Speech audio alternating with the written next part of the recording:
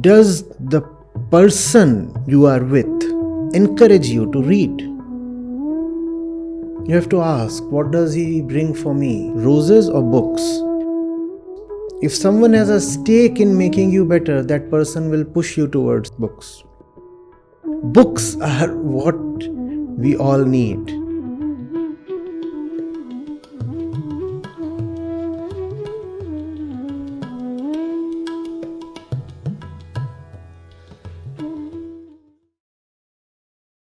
So we have often many tasks to do in our day-to-day life, and we make to-do list, but we fail to complete it, and the loop goes on every time.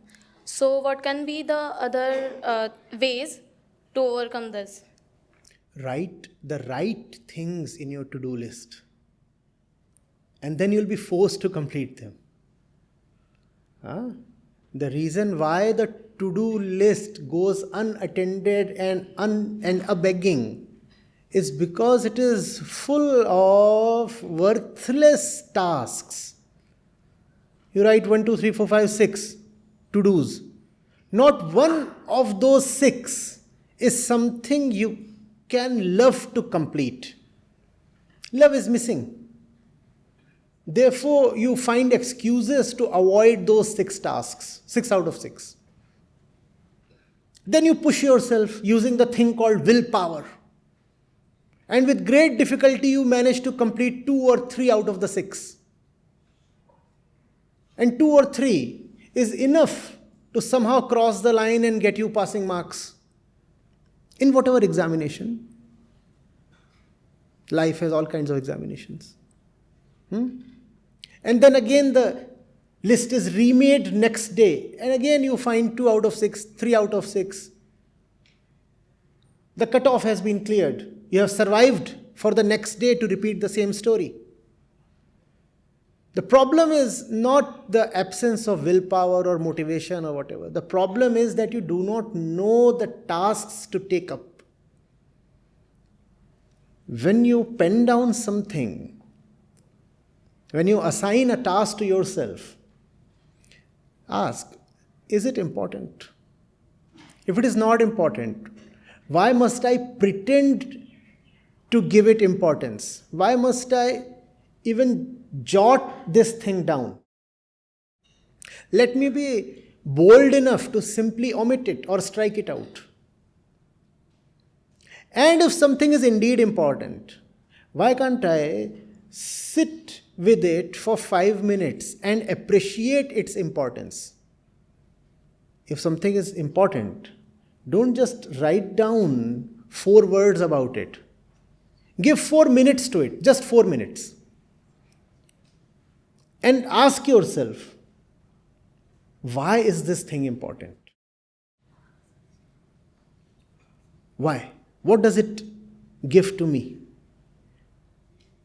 What does it turn me into? How does it help me, raise me, strengthen me, purify me?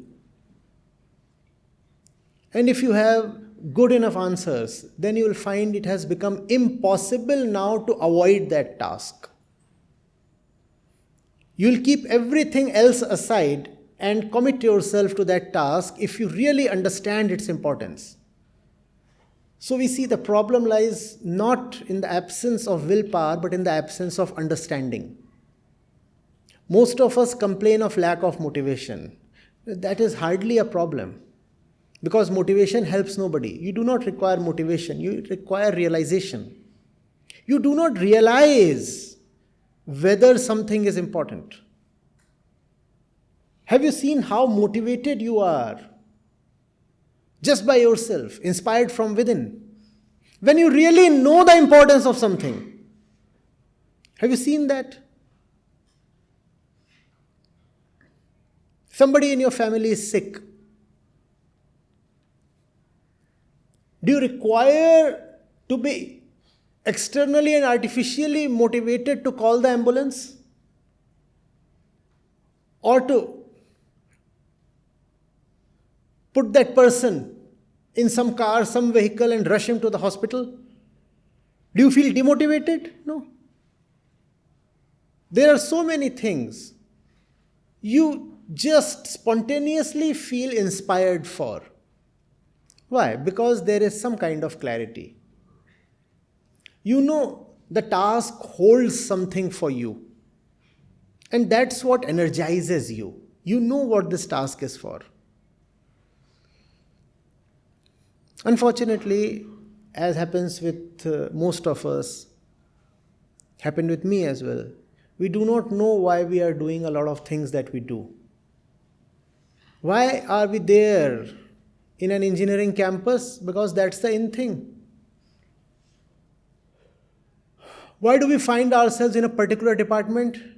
That's what our rank gave us. Why am I in a particular hostel? Pure chance, randomness. Somebody allotted that hostel to me.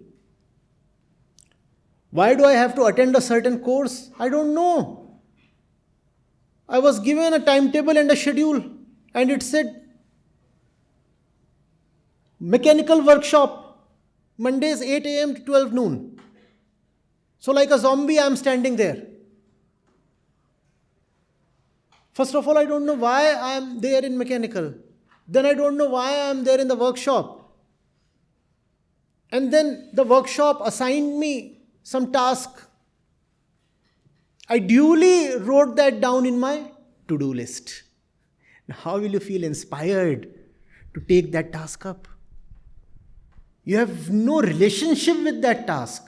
Do you see what is missing? Love. You just don't know why that task needs to be done. They have sent you to the foundry, or to fitting, or to carpentry, welding. How many mechanical chaps here? Nobody. The college does not have mechanical at all. Oh, IT. And there would be a lot of people who never wrote a proper line of code their life. Right? The entrance exam would be testing you on PCM, correct? Not on your programming skills, not on your knowledge of computer science. So, along with PCM, you might as well have had Hindi or Marathi or Sanskrit or biology, and you can still be here, right? So you come here and you look at the thing called computer for the first time. And then a most advanced language called Fortran or COBOL is taught to you.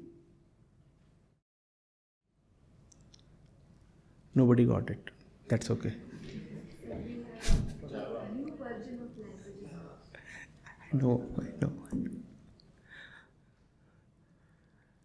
And you are told to write a program for this, arrays and stacks and this and that.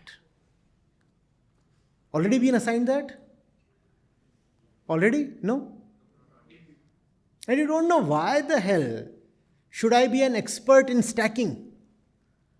That's the missing link. You do not know why you should be doing something. Once you know why you should be doing something, the hows become instantaneously clear. Inspiration just arises. It is no more an external task. It is your own. I want to do it. I love it. Then you will go even beyond the mandate. Nice. Let me try this one out as well. There are additional problems on the net. Can I try my hand at them?